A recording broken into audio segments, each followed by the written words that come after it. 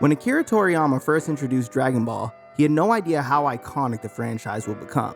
Today, the series is considered to be one of the most popular and well-known anime series of all time. With over 500 chapters and even more episodes, Dragon Ball has become the figurehead of action-packed anime. So today, we are going to discuss the history of the original Dragon Ball. Without further ado, let's get it!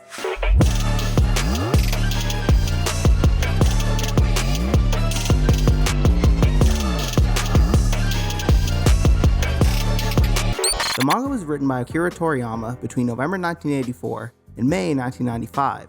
When Dragon Ball hit shelves, readers ate up the series and critics praised its complex stories. As such, Toei Animation quickly secured the animation rights to the series and released its anime adaptation in February 1986. The original Dragon Ball anime premiered in Japan on February 26, 1986, and ran until April 19, 1989. The series continued for more than 3 years. On August 20th, 2001, and ran until December 1st, 2003. The average rating of the series was 20.5%. Dragon Ball divided Akira's story into two different eras. The original series followed protagonist Son Goku as a child in search of the 7 wish-fulfilling items known as Dragon Balls. As the series progressed, the great adventures evolved into a more serious action with science fiction elements. Over the course of the show, Goku grew from a child to a young man. This series lasted for 153 episodes. The first main part is the hunt for the Dragon Ball saga. The series begins with a little boy named Goku befriending a teenager named Bulma. Together they embark on an adventure to find 7 mystical Dragon Balls that have the ability to summon the mighty dragon Shenron, who can fulfill his greatest wish to anyone who summons him. The journey leads to a confrontation with the shape-shifting pig Oolong, as well as a desert bandit named Yamcha. During his journey, Goku meets Chi-Chi, who he unknowingly agrees to marry, as well as Emperor Pilaf, a blue, ugly little goblin who seeks to take the Dragon Balls for himself to fulfill his desire to become ruler of the world. Eventually, Pilaf and his followers come head-to-head with Goku and friends. After Pilaf is able to steal all 7 of the Dragon Balls from our heroes by trapping them in a room and knocking them out with sleeping gas. However, after wishing for Shenron, Oolong jumps in last minute and puts a stop to Pilaf's plans by wishing for his own pair of women's panties. Now how's that for Dragon Ball? Because of this, Pilaf traps him in his castle, where while figuring out how to escape, Goku tells his friends of his grandfather Gohan's untimely demise at the hands of a scary, mythical beast. While telling his story, the full moon creeps out, and suddenly, Goku transforms into the Great Ape, which allows him to smash through the castle and escape. However, before he can cause any more destruction, his tail is cut off, changing him back into a little peaceful sleeping child. And it is here where Bulma and the others realize that the beast that took his grandfather's life was actually Goku himself, deciding never to reveal that to him because it would be too soul-crushing for him to handle. Grandpa, go on now! The next morning, the gang escapes using Goku's pole. Hey, I know what you're thinking, stop it! And Bulma gives Goku the Dragon Radar, telling him that in a year from now, when the Dragon Balls return, they can go search for his grandfather's missing Dragon Ball using the radar. In the meantime, Goku decides to stay and train under Master Roshi. The next saga is the Tournament Saga. Goku undergoes rigorous training under Master Roshi to fight at the 21st World Martial Arts Tournament. During his training, a monk named Krillin also joins under Master Roshi's tutelage and enters the tournament as well, becoming both Goku's training partner and rival. But soon, they also become best friends. After months of grueling training, they travel to the tournament venue on Papaya Island. And, what do you know, Yamcha decides to participate in the tournament as well, with him, Goku, and Krillin all making it to the quarterfinals.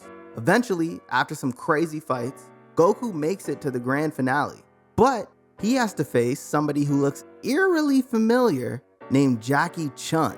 And after a crazy hand-to-hand battle, incorporating the drunken fist style by Jackie Chun, Goku is eventually defeated. And it turns out that Jackie Chun was actually Master Roshi all along, in disguise. After the tournament, Goku sets off to find the Dragon Ball left to him by his late grandfather. On his mission, he meets an evil organization called the Red Ribbon Army, whose tiny leader, Commander Red, wants to collect the Dragon Balls so he can use them to grow bigger. The highlight of the arc takes place in the Muscle Tower, where the army holds the Jingle Village chief hostage. Here he fights against Major Metallotron, one of the first androids Goku has ever encountered. He almost single-handedly defeats the army, including its hired assassin mercenary Tao, against whom he originally loses, but is easy to beat after training under the Hermit Corinne.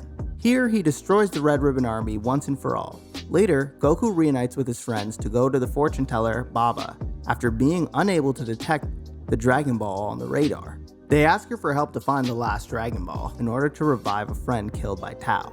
Baba reveals the location of the last Dragon Ball to them. To pay for their services, Baba offers them the opportunity to fight against her 5 warriors. After making short work of the first 4, Goku's last opponent is a mysterious man wearing a fox mask who proves to be his equal and even knows the Kamehameha. It turns out that this man is none other than Goku's grandfather, Gohan. Baba and Gohan explain that there are 2 worlds, the mortal world and the other world, and she has the ability to bring the dead back to life.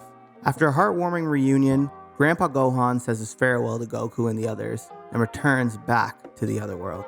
The last Dragon Ball is then revealed to be in the hands of none other than Emperor Pilaf, and Goku and the others make their way to him, slap his ass up, and grab the last Dragon Ball. Then they travel back to Bora's grave at Corinne Tower, and Goku summons Shenron, allowing him to wish their friend, Upa's father, back to life. This leads us into the Tien Saga, otherwise known as the 22nd Tenkaichi Budokai Saga. This plot revolves around a tournament between the best fighters in the world, and we see Tien taking down a ton of opponents, breaking Yamcha's leg, Chaozu out here using telekinesis, looking like a badass because you know how these two got done in Dragon Ball Z, so ain't nobody care after this, battling Jackie Chun, and eventually leading to a final showdown between Tien and Goku in the finals, where just by a hair, Tien defeats Goku, becoming the winner of this World Martial Arts Tournament. However,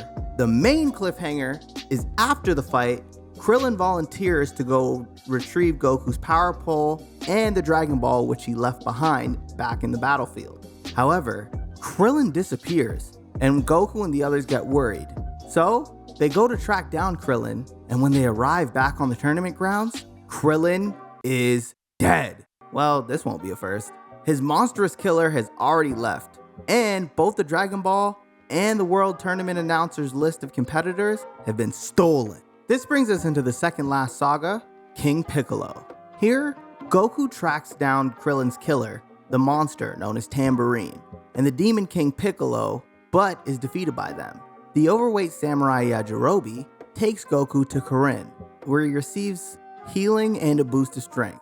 Meanwhile, Master Roshi and Chaozu are killed by Piccolo, who uses the Dragon Balls to give himself eternal youth before destroying Shenron, leading to the destruction of the Dragon Balls. As King Piccolo prepares to destroy West City as a final show of force, Tien comes to confront him but is also defeated and almost killed. However, Goku arrives just in time to save Tien, in a rage, killing King Piccolo by punching a hole through his chest. But not before he lays an egg. Leading us to the final arc in the series, Piccolo Jr. Saga. Shortly before King Piccolo dies, he produces his last son, Piccolo Jr. Corinne informs Goku that Kami, the original creator of the Dragon Balls, may be able to restore Shenron and the Dragon Balls so that Goku can breathe life back into his fallen comrades, which he does. He stays and trains under Kami for the next 3 years, and then enters another martial arts tournament with his friends, as well as a new youthful Chi-Chi and the revived mercenary Tao. The 23rd Tenkaichi Budokai tournament itself is more about Goku's development as a martial artist, with the story focusing on him finally winning a Tenkaichi Budokai victory. Piccolo Jr. also takes part in the tournament to avenge the death of his father. Piccolo is entertaining in this role, but he ultimately doesn't fulfill getting revenge, as the final battle between him and Goku leads to him running away with his tail tied between his legs, after Goku gives him a senzu bean to restore his health. But he eventually vows to return one day, but we all know how that turns out. Anyways, Goku then flies away with his fiancée Chi-Chi, and the series ends with Goku and Chi-Chi getting married. That's all for today's video. Thanks for watching.